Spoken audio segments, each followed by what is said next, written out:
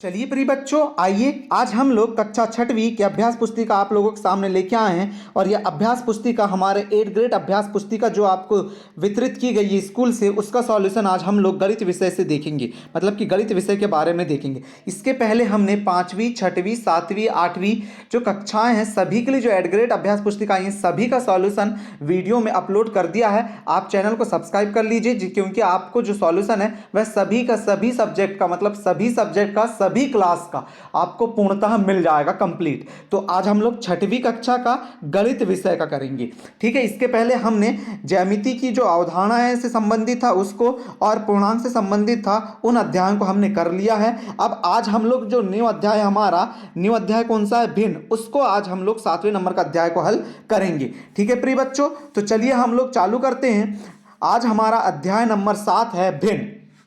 पर इस चैनल में प्रिय बच्चों अगर आप नए हैं तो पहले चैनल को सब्सक्राइब कर लीजिए, दोस्तों के साथ शेयर भी कीजिए, लाइक भी अवश्य कीजिए। और आपके अगर भाई बहन 5वीं, 6वीं, 7वीं, 8वीं कोई भी क्लास में हो तो इस चैनल को उनको भी सब्सक्राइब करने को बोल दीजिए, क्योंकि मैं सभी क्लास के 8th ग्रेड अभ्यास पुस्तिका सभी सब्जेक्ट जो आपके पूरे सब्जेक्ट हैं, हिंदी, अंग्रेजी, संस्कृत, सामाजिक विज्ञान, पर्यावरण, गणित, विज्ञान, जो भी सब्जेक्ट हैं सभी का आपको सॉल्यूशन मैं प्रोवाइड कराऊंगा। तो आज हम लोग चलिए कक्षा छठवीं की गणित का सॉल्यूशन देखते हैं भिन्न का। तो भिन्न में आप पढ़ तो लिए होंगे, आपको भिन्न मतलब ये भी समझता होगा कई प्रकार की भिन्न होती हैं। जैसे कोई संख्या मान लीजिए 7/8 लिखी है, ये एक प्रकार से क्या है, भिन्न के रूप में लिखी हुई संख्या, तो यही अपना भिन्न है। तो अब हम लोग यहां पर जो प्रश्न दिए गए हैं उन प्रश्नों को लेते हैं। और हमारा पहला प्रश्न है, वह संख्या जो एक पूर्ण का भाग निरूपित करती है। मतलब कि कोई संख्या एक मान लीजिए 1 या 15 मान लेते हैं, ये अपने आप में कैसी संख्या, पूर्ण संख्या है, भाग निरूपित करती है। यह पूर्ण एक अकेली वस्तु हो सकती है अथवा वस्तुओं का एक समूह भी हो सकता है। वह संख्या क्या कहलाती है, इसका हम भाग करें तो भाग हमने क्या कर दिए 15/2, मतलब कि हमने 15 को 2 भागों में बांट दिए। तो ये जो 15 को 2 भागों में बांटे हमने, यह हमारा क्या कहलाता है, हमें यह बताना है। तो वह संख्या जो एक पूर्ण का भाग निरूपित करती है, यह पूर्ण एक अकेली वस्तु हो सकती है अथवा वस्तुओं का एक समूह भी हो सकता है, वह संख्या भिन्न कहलाती है। क्या कहलाती है वह संख्या, भिन्न कहलाती। अगर आपको उदाहरण लिखना हो तो उदाहरण कैसे लिखोगे, 2/3 इस प्रकार से आप लिख सकते हैं, ठीक है प्रिय बच्चों। अब हम लोग दूसरा प्रश्न लेते हैं। दूसरा प्रश्न आपके सामने देखिए, भिन्न 8/3 में अंश क्या है। मैं आपको बता दूं, यहां पर इस प्रकार से आपसे पूछा है कि 8/3 में अंश क्या है और हर क्या है। तो प्रिय बच्चों जो संख्या ऊपर लिखी रहती है वो कहलाती है हमारी अंश, और नीचे जो संख्या लिखी रहती है वह कहलाती है हमारी हर, मतलब अंश के बटे हर। तो भिन्न में 8/3 में अंश क्या हो जाएगी, 8 हो जाएगा, और हर कितना हो जाएगा, 3 हो जाएगा। हमें अंश पूछा इसके लिए हमने यहां पर अंश 8 लिख दिया है। अगला प्रश्न लेते हैं प्रिय बच्चों आपके सामने। अगला प्रश्न देखिए आपके सामने क्या है, एक संख्या रेखा पर 3/7 को दर्शाने के लिए 0 से 1 के बीच की दूरी को कितने बराबर भागों में विभाजित करेंगे। तो उत्तर क्या लिखेंगे प्रिय बच्चों, आप एक संख्या रेखा पर 3/7 को दर्शाने के लिए 0 से 1 के बीच की दूरी को 7 बराबर भागों में विभाजित करेंगे। अगर हम 0 से 1, मतलब इस प्रकार से आप यहां पर 0 नाम दें और इस प्रकार से यहां पर 1 नाम दें, तो यहां पर हम लोगों को कितने पार्ट बनाने होंगे, यहां पर हमें कुल मिला के 7 पार्ट बनाने होंगे, जिससे हम एक संख्या रेखा पर 3/7 को दर्शा सकते हैं। 7 बराबर भाग बनाने होंगे, ठीक है प्रिय बच्चों। अगला प्रश्न लेते हैं, ऐसी भिन्न जिसमें अंश सदैव हर से छोटा होता है वह भिन्न क्या कहलाती। अंश मतलब ऊपर वाला मान जो है हमेशा हर, मतलब नीचे वाले मान से अगर छोटा होता है तो वह भिन्न क्या कहलाती, उचित भिन्न कहलाती। मतलब ऐसी भिन्न जिसमें अंश सदैव हर से छोटा होता है उसे उचित भिन्न कहते हैं। उदाहरण के लिए 3/4, 1/2, 7/8। यहां पर 3 4 से छोटा है, 1 2 से छोटा है, 7 8 से छोटा है। इस प्रकार से इसका सॉल्यूशन हम लोग कर सकते हैं। अगला प्रश्न लेते हैं प्रिय बच्चों। चलिए अगला प्रश्न आपके सामने देखिए क्या है अगला प्रश्न, विषम भिन्न 18/5 को मिश्रित संख्याओं के रूप में व्यक्त कीजिए।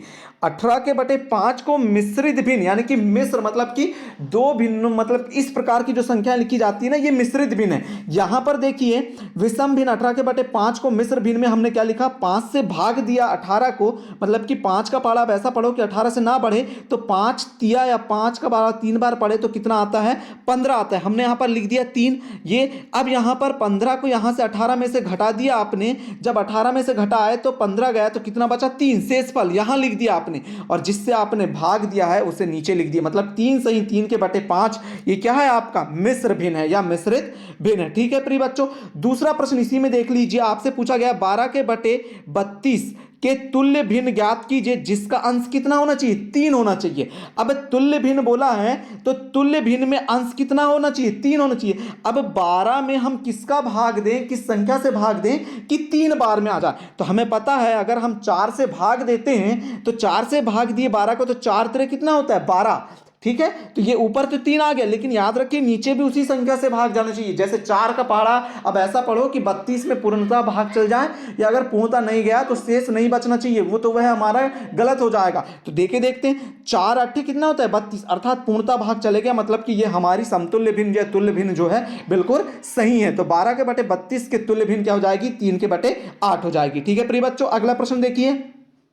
अगला प्रश्न क्या कह रहा है, भिन्न 17 के बटे 51 को सरलतम रूप में लिखिए। हमें 17 के बटे 51 को सरलतम रूप में लिखना है, तो 17 के बटे 51 को सरलतम रूप में किस प्रकार से लिखते हैं हम लोग, 17 के बटे 15 को सरलतम रूप में लिखने के लिए हमें इसे एक दूसरे से डिवाइड करना होगा या भाग देना होगा। तो देखिए 17 का पहाड़ा हम लोग ऐसा पढ़ते हैं कि 17 में चले जाए तो 17 एकम 17। अब 17 का पहाड़ा पुनः हम ऐसा पढ़ते हैं कि 51 से ना बढ़े या 51 तक ही सीमित रह जाए। तो 17 एकम 17, 17 34, 17 तिया क्या हो जाएगा, 51।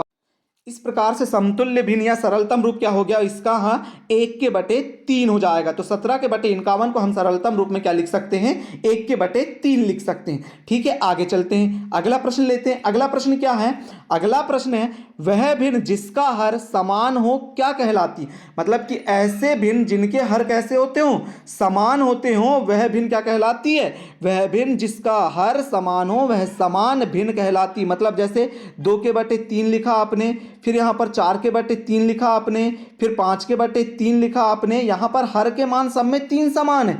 यही 3 जो समान रहता है, हर समान रहते हैं तो समान भिन्न कहलाती है। अगला प्रश्न देखिए, अगला प्रश्न क्या है, यदि रोहन को जूस की बोतल का 1/3 भाग मिलता है, मतलब कि 1 है, 1 में से 3 बटे भाग, मतलब 1 का 3 बटे भाग किसको मिल गया, रोहन को मिल गया, और उसकी बहन को जूस की बोतल का 1/2 भाग मिलता है।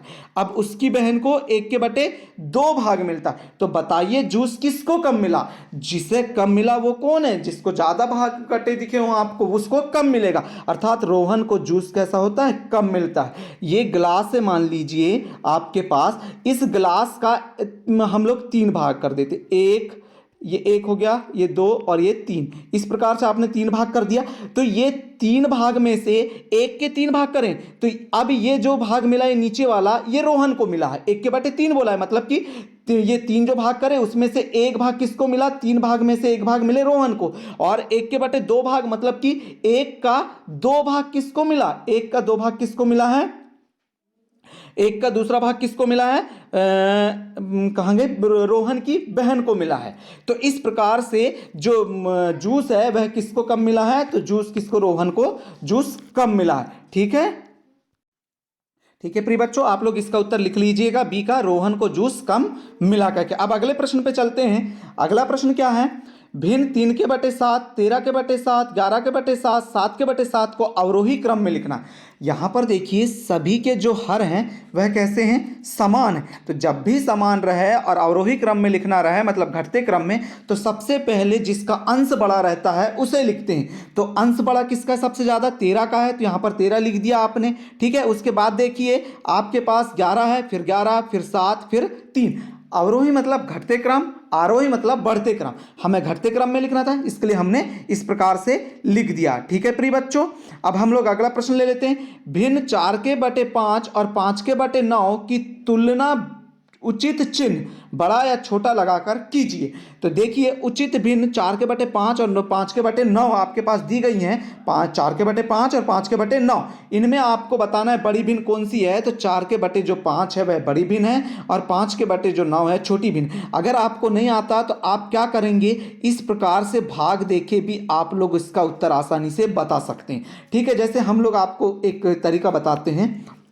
जैसे 5 भाग देना है अपने को 4/5 में, तो भागने जाते हैं इसके लिए सबसे पहले तो जीरो, फिर ये दशमलव लगाए हमने, फिर अब यहाँ पर जीरो उतार सकते हैं हम लोग, मतलब यहाँ, तो ये क्या हो जाएगा 40 हो जाएगा। तो अब 5 एकम 5, 5 अट्ठे 40, मतलब ये कितना आ गया 0.8। इसी प्रकार इसको भाग दिए, यहाँ पर दशमलव का फिर जीरो उतार लेंगे तो 50 हो गया, 9 पाना 45। इन दोनों में देखिए 0.5 है 0.8 है, तो कौन बड़ा है 0.8 बड़ा है, तो हमारा उत्तर ये वाला सही हो जाएगा। आप भाग देखिए भी इसका उत्तर सही कर सकते हैं। ठीक है प्रिय बच्चों, तो अब हम आगे चलते हैं अगले प्रश्न में। अगला प्रश्न देखिए आपके सामने है। अगला प्रश्न है 2/5 और 3/5 को आकृतियों की सहायता से जोड़ना है हमें। ठीक है, 3/5 और 2/5 सॉरी 2/5 और 3/5 को हमको आकृतियों की सहायता से जोड़ना है। तो देखिए अब किसके 5 भाग बनाना है एक आकृति के। हमने देखी ये 5 भाग एक आकृति के बना दिए। अब ये 5 भाग जब हमने बनाए हैं उनमें से 2 भाग को कैसा करना है, हमें काला कर देना है। उसी प्रकार 3/5 है, फिर 5 भाग बनाए हमने, 3 आकृतियों को काला कर दिए। अब इन दोनों आकृतियों में जोड़ दें हम लोग, तो 2/5 और 3/5 को हम जोड़े तो क्या मिल जाएगा हमें, देखो हर समान है इसके लिए उसको एक बार लिख दिए, बाकी ऊपर जो चिन्ह है उस चिन्ह की सहायता से लिख दिए। तो 2 धन 3, 2 और 3 कितना हो गया 5/5, 5/5, मतलब 5 तो टोटल आकृति थी। अब उसी 5 में यहाँ की 2 और यहाँ की 3 मिलकर कितनी हो गई 5, मतलब कि 5/5 हो गई टोटल। अर्थात हम पांचों आकृतियों को अब यहाँ पर देखिए क्या कर दिए, डैश डैश सहायता से रंगीन कर दिए। तो उत्तर हमारा इस प्रकार से आप कर लीजिएगा। ठीक है, उसके नीचे अगर आप लिखना चाहें तो ये वाला सॉल्यूशन भी लिख लीजिएगा, जिससे आपको आसानी से और समझ आ जाए। ठीक है प्रिय बच्चों, आगे बढ़ते हैं। अगला प्रश्न है, निम्न आकृति को उचित चिन्ह अनुसार छायांकित कीजिए।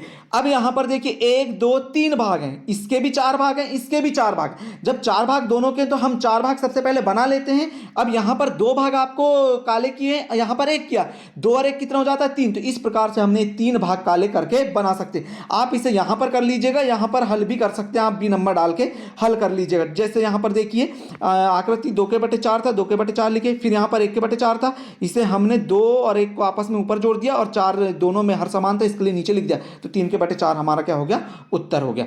अगले प्रश्न पे चलते हैं और अगला प्रश्न का हल देखते हैं। 1 सही 1/3 धन 3 सही 2/3 को हल कीजिए। तो देखो 1 सही 1/3 धन 3 सही 2/3 को हल करना है। तो 3 एकम 3, मतलब इनका पहले यहां गुणा करते हैं और इसको यहां पर जोड़ देते हैं। तो 3 एकम 3 और 1 कितना हो गया 4, 4/3 लिख दिया हमने। उसी प्रकार यहां पर देखिए फिर इनका आपस में गुणा कीजिए, 3 और 3 का तीतर का 9 और 2 को उसमें जोड़ दीजिए। तो 9 और 2 कितना हो जाता है 11, बटे में जो संख्या रहती है वही आती है, तो 11/3। दोनों में देखिए 3 3 समान है, तो हम 3 को एक बार लिख देंगे और ऊपर वाली संख्याओं को जोड़ देंगे। तो 4 और 11 को हम जोड़ देंगे और बटे में क्या लिख दिए 3। तो 4 और 11 कितना हो जाता है 15, 15 के बटे कितना हो जाएगा 3। तो देखिए इस प्रकार से हमारा इसका आंसर आ गया आपके सामने। ठीक है प्रिय बच्चों, इसका भी सॉल्यूशन आप बहुत अच्छे से देख लीजिए, समझ लीजिए, उसके बाद इसे हल कर लीजिएगा। अब अगला प्रश्न देखिए, 7/8 मीटर तार के 2 टुकड़े हो जाते हैं। 7/8 मीटर तार के कितने टुकड़े हो गए, 2 टुकड़े हो गए। इनमें से एक टुकड़ा 1/4 मीटर है, तो दूसरे टुकड़े की लंबाई बताना है। अब हम हल करें तो हमको पता है कुल तार कितना है 7/8 मीटर है, लिख लिया आप लोगों ने 7/8 कुल तार लिख लिया आपने। देखिए कुल तार बराबर 7/8 मीटर। अब पहले टुकड़े की लंबाई कितनी है 1/4 है। हमें क्या पूछा है, दूसरे टुकड़े की लंबाई पूछा है, तो क्वेश्चन मार्क लगा दिया हमने। अब दूसरे टुकड़े की लंबाई निकालने के लिए हम क्या करेंगे, कुल तार में से पहले टुकड़े की तार की लंबाई को घटा देंगे। तो कुल तार के टुकड़े की लंबाई कितनी है आपके पास 7/8 है, ये लिख दिया आपने, और पहले टुकड़े की तार की लंबाई कितनी है 1/4 है।